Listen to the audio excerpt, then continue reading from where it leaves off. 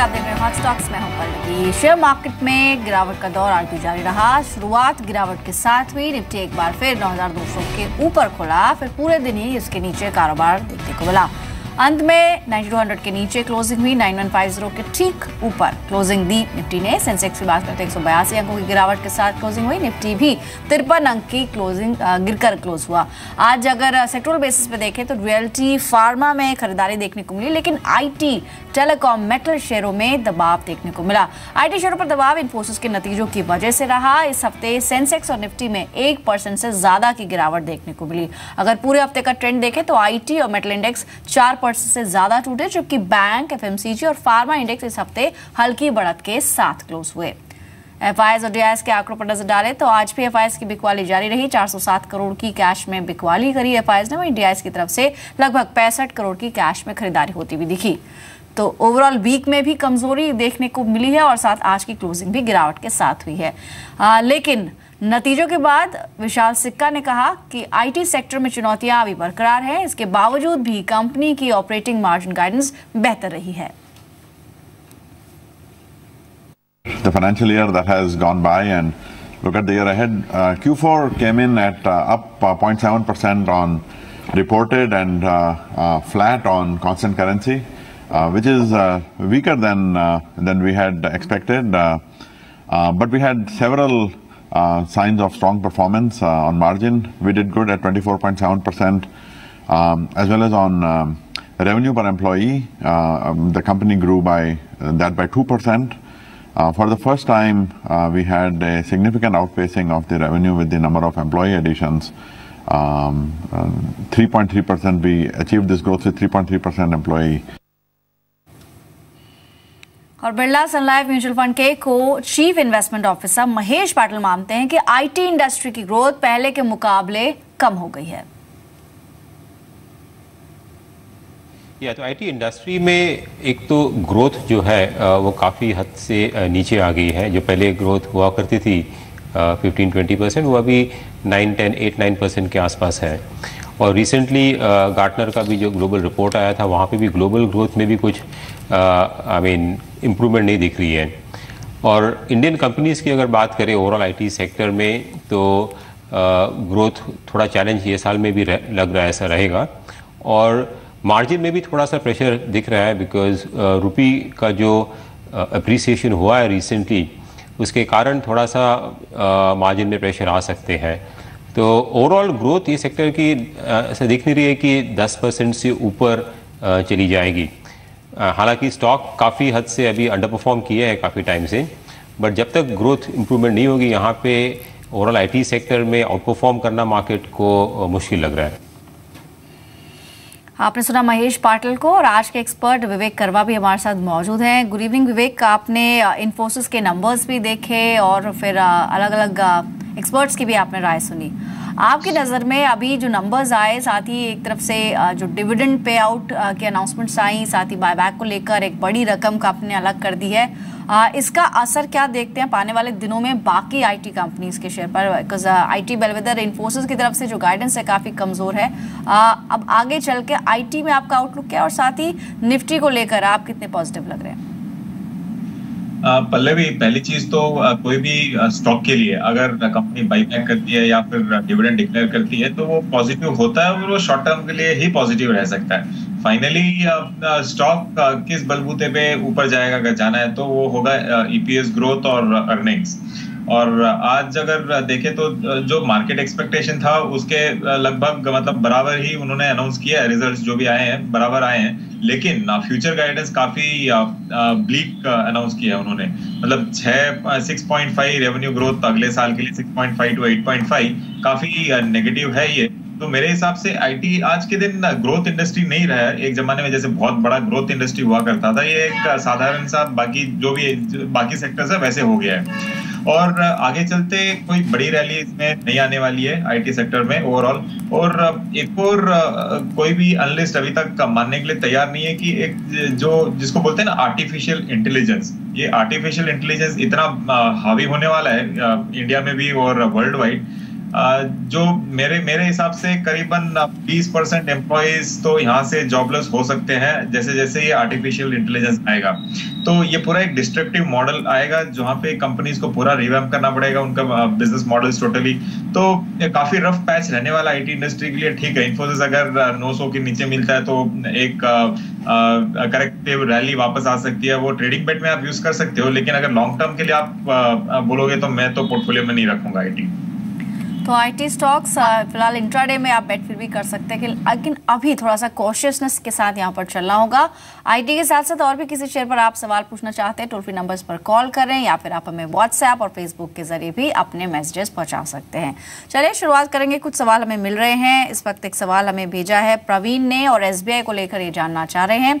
इनके पास क्वांटिटी है 1600 जो कि 275 के लेवल्स पे ली हुई है। क्या सलाह होगी विवेक आपकी एसबीआई को लेकर?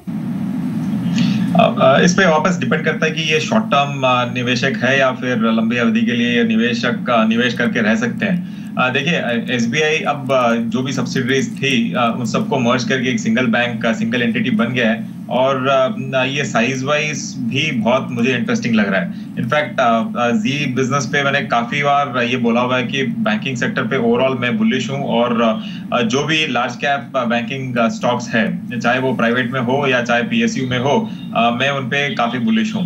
तो एसबीआई फिलहाल उस लिस्ट में पक्का आएगा और मुझे लगता है कि आप अगर इंडिया में यहाँ से अगर रिकवरी की आप सोचते हो कि रिकवरी होगी और आगे चलते अगले 2 या 3 साल के साथ 3 साल के बाद अगर जीडीपी ग्रोथ यहाँ से समझ लो 9% या फिर 10% तक अगर जाती है तो एसबीआई डायरेक्ट बेनिफिशियरी रहेगा इसका। तो अगर आप 2 या 3 साल वेट कर सकते हो तो मैं सरप्राइज नहीं रहूंगा अगर ये स्टॉक 400 भी आ जाए तो आप इसमें पेशेंटली बने रहिए। काफी इंटरेस्टिंग स्टॉक है। ठीक है, फिलहाल मार्केट हाई है करके ये भी हाई है और थोड़ा बहुत अगर करेक्शन भी आता तो ऑन एवरी डिप मैं तो निवेश की सलाह दूंगा इस पे। तो हर डिप में खरीदारी की सलाह यहाँ पर आने वाले दिनों में 400 तक का स्तर भी दिख सकता है। लंबी अवधि के लिए एक अच्छा ऑप्शन रह सकता है स्टेट बैंक ऑफ इंडिया। एक सवाल हमें भेजा है सोनल ने अहमदाबाद से, गति को लेकर जानना चाह रहे हैं। 100 शेयर्स है 160 के लेवल्स पे, इनकी खरीद थोड़ी ऊपर की है, नुकसान हो रहा है इन्हें, क्या सलाह रहेगी आपकी गति पर? गति ओवरऑल लॉजिस्टिक सेक्टर पे भी मैं बुलिश हूँ और गति इस लिस्ट में आता है, लेकिन अगर आप ठीक है यहाँ पे उनको नुकसान हो रहा है तो थोड़ा वेट कीजिए, यहाँ से रिकवरी आ सकती है। तो मैं बाई की रिकमेंडेशन नहीं दूंगा, एवरेज की भी रिकमेंडेशन नहीं दूंगा यहाँ पे, लेकिन आप इसको जरूर होल्ड कर सकते हो। कंपनी फ्यूचर में अच्छा ग्रोथ प्रदर्शन देगी, ये एक अनुमान है और जैसे जैसे जीएसटी भी आता है इसको भी फायदा ये डायरेक्टली देने वाला है। तो अगर आपका प्राइस आ जाता है और थोड़ा हल्के बहुत अगर मुनाफे में आते हो उस वक्त आप ये बेच के कॉनकॉर्ड जैसे स्टॉक्स भी आप ले सकते हो। तो होल्ड रहेगा ये फिलहाल और ऑन रैलीज अगर आपको प्रॉफिट मिलता है तो उस वक्त आप कन्वर्ट भी कर सकते हैं। और सेक्टर सेम है लेकिन ठीक है कि मतलब फंडामेंटली बेटर स्टॉक में आप निवेश कर सकते हो। ऑलराइट, तो कॉनकॉर एक अच्छा ऑप्शन विकल्प हो सकता है इन स्तरों पर। 1179 आज की क्लोजिंग देखने को मिली है। गति के अंदर भी बने रहने की सलाह है। इनफैक्ट आज सरकारी बैंकों की बात करें तो डिस्पाइट ऑफ द फैक्ट कि बाजार में गिरावट थी, पीएसयू बैंक्स में आज तेजी देखने को मिली थी। और पीएनबी पर एक सवाल भी भेजा है श्रीनिवास ने, इस वक्त फोन लाइन पर भी जुड़ गए हैं हमारे साथ हैदराबाद से। श्रीनिवास गुड इवनिंग, आपने बताया पीएनबी आपके पास है, किस लेवल पे लिया और कितने टाइम से होल्ड किया हुआ है? Very good evening, this is Srinivas from Hyderabad. Actually, I have taken PNB at the rate of 77 or 78 rupees. My version is around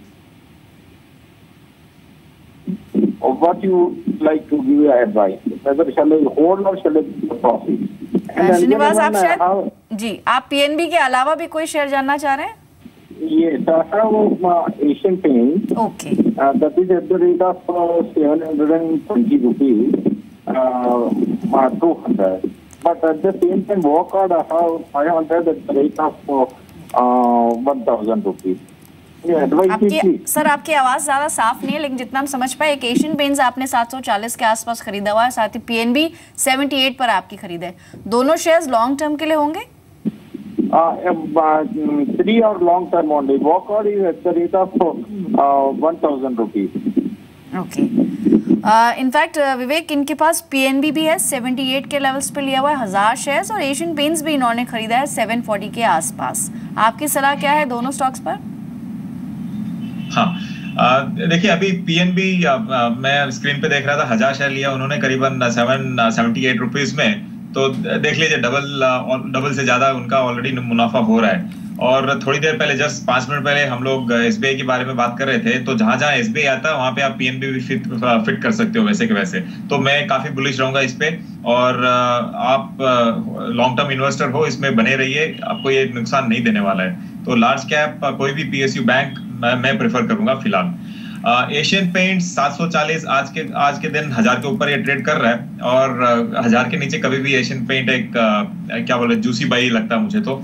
और आगे चलते हुए एक मोट है इस कंपनी में, क्रूड ऑयल स्टेबल है यहाँ पे, तो क्रूड ऑयल अगर बहुत रैली आती है तो एशियन पेंट में थोड़ा बहुत नुकसान होने का लगेगा। लेकिन उसके अलावा जो भी गवर्नमेंट के प्रोजेक्ट आ रहे हैं, हाउसिंग मतलब बजट हाउसिंग है, अफोर्डेबल हाउसिंग है, इन सब का फायदा एशियन पेंट को डायरेक्टली मिलने वाला है। तो आप इसमें भी बने रहिए, और ऑन एवरी डिप यहाँ पे इमीडिएटली मत लीजिए, और अगर 1000 के नीचे मिलता आप फ्रेश बाई भी कर सकते हैं।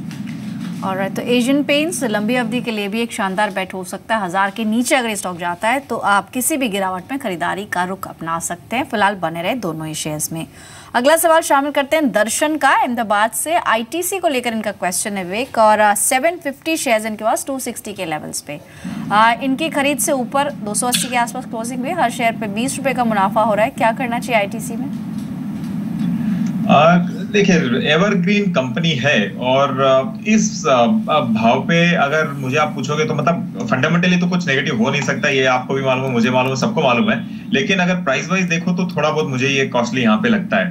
तो अगर आपके पास है फॉर टेम्पररी आप प्रॉफिट बुक कर सकते हो, क्योंकि मार्केट भी पीक लेवल्स पे है, और यहाँ से कोई भी अगर डिप मिलता है, समझ लीजिए 260 रुपया या 250 से 260 मिले, तो आप इसमें फ्रेश बाइंग वापस कर सकते हो।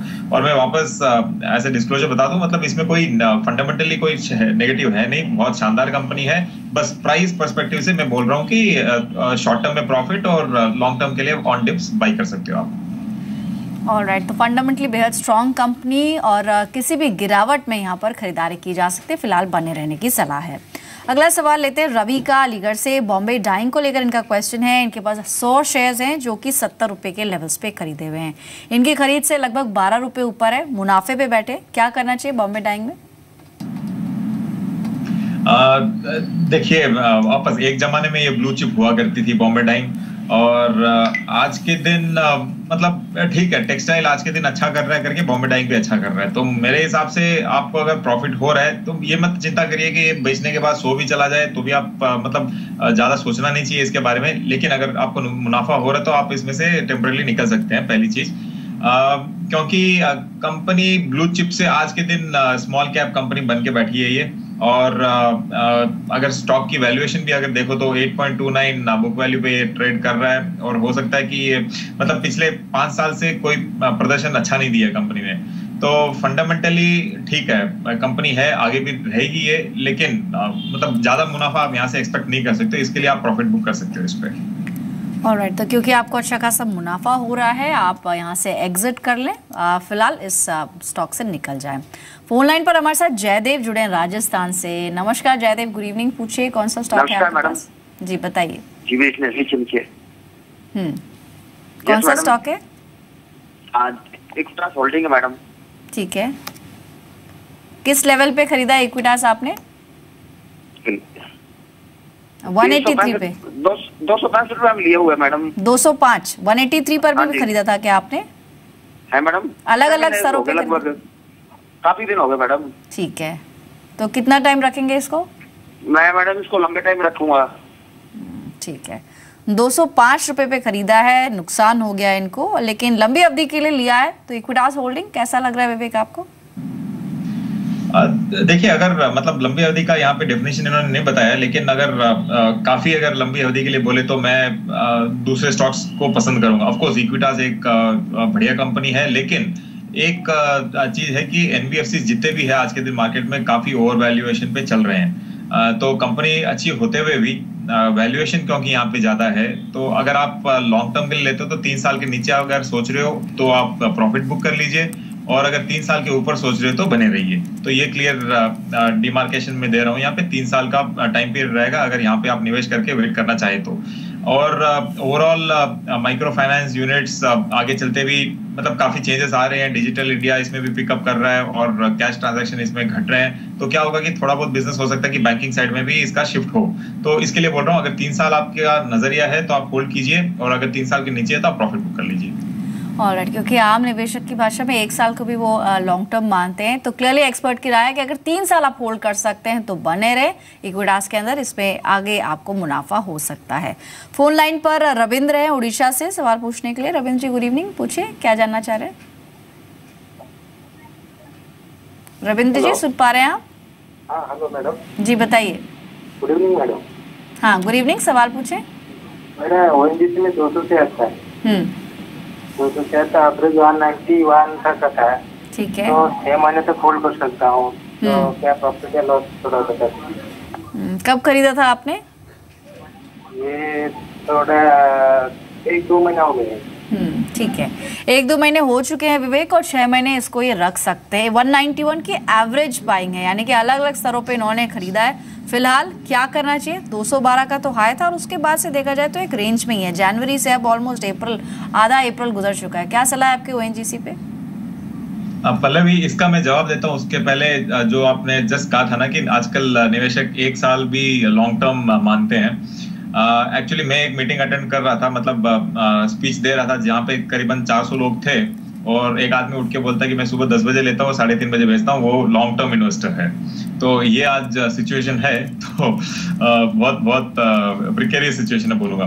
देखिए ओएनजीसी एक मतलब अभी गवर्नमेंट के दिमाग में एक और चीज चल रही है कि ओएनजीसी और जितनी भी ऑयल मार्केटिंग कंपनीज है इनको मर्ज करेंगे ये लोग, और एक मेगा ऑयल कंपनी यहाँ से एक गठित हो सकती है।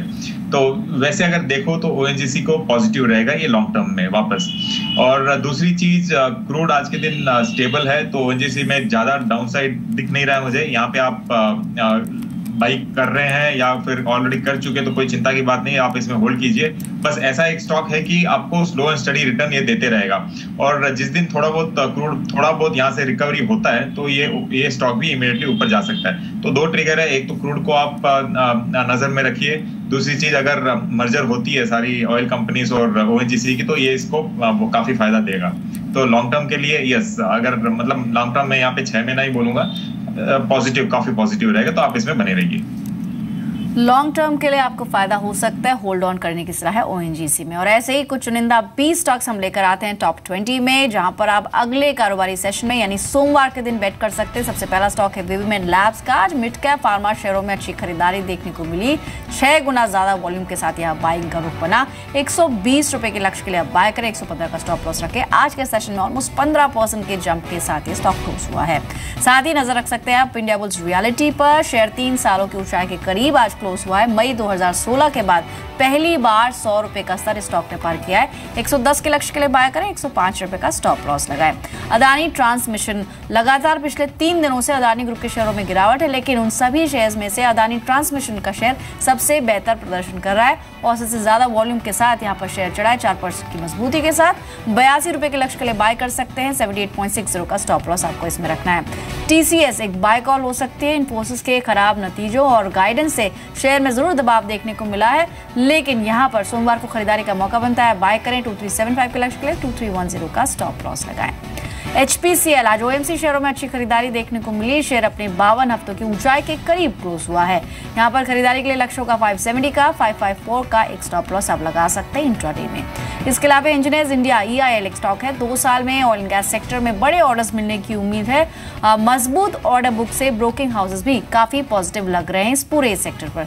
EIL में खरीदारी करें, 162 के लक्ष्य के लिए 156 का स्टॉप लॉस रखें। इसके अलावा एक्सिस बैंक आपकी नजर हो सकती है इस पर। आज के कारोबार में आखिरी आधे घंटे में तेज रिकवरी यहां पर देखने को मिली और बीते 7 दिनों से लगातार 500 रुपए के ऊपर ही इसमें क्लोजिंग देखने को मिली। आज की क्लोजिंग 507 पे हुई। 518 के लक्ष्य के लिए आप बाय करें, 502 का स्टॉप लॉस लगाएं। इसके अलावा कुछ सेल कॉल्स हैं। केन इंडिया, आप यहाँ पर देखा जाए तो वेदांता के साथ मर्जर पूरा होने के बाद इसमें बिकवाली देखने को मिल रही है। एक प्रॉफिट बुकिंग जरूर दिखी है।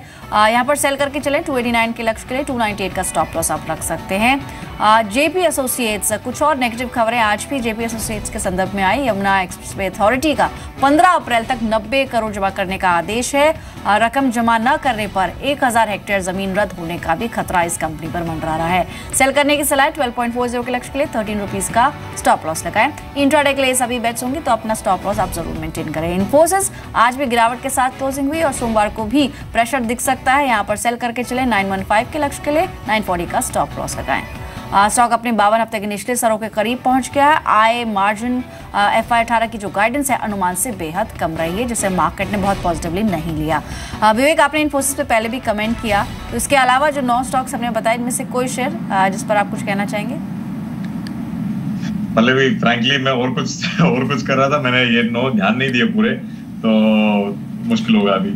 चलिए नेक्स्ट 10 जान लेते हैं कौन से स्टॉक्स हैं, और आपसे रिक्वेस्ट करूंगी आप सुने ताकि आप अपना कमेंट भी उस पर शेयर कर पाए। हालांकि ये सभी इंट्राडे के लिए कॉल्स होंगे। STC इंडिया 1 साल की ट्रेडिंग रेंज से बाहर निकला है।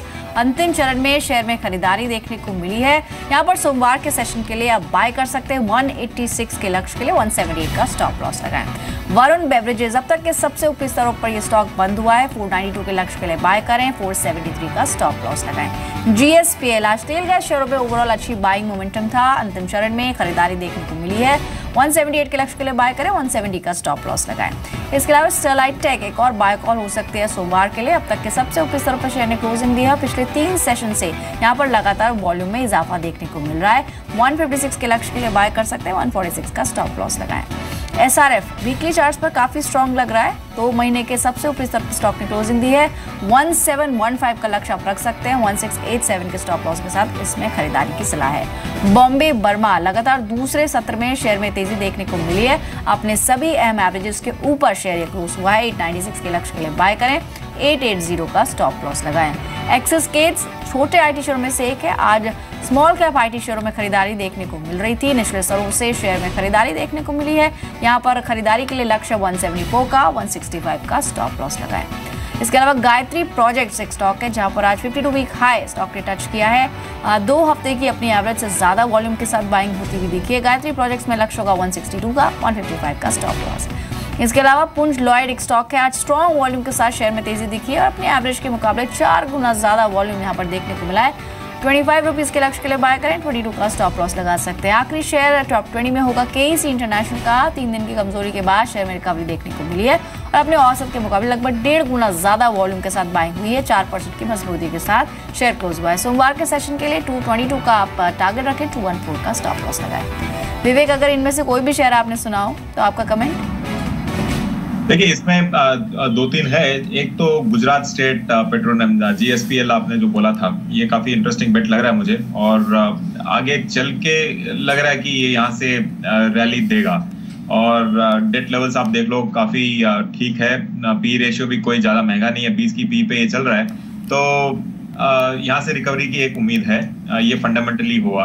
और दूसरा आपने बोला था STC, अगर आप प्योर टेक्निकल लेवल्स पे देखो तो काफी मतलब यहाँ से एक ब्रेकआउट आने की संभावना है। तो आपने 2 इंट्राडे के लिए दिया है, तो हो सकता है कि ये मंडे अच्छा करेगा वापस। और एक और स्टॉक था वरुण बेवरेजेस। देखिए, इस लेवल पे अगर थोड़े 6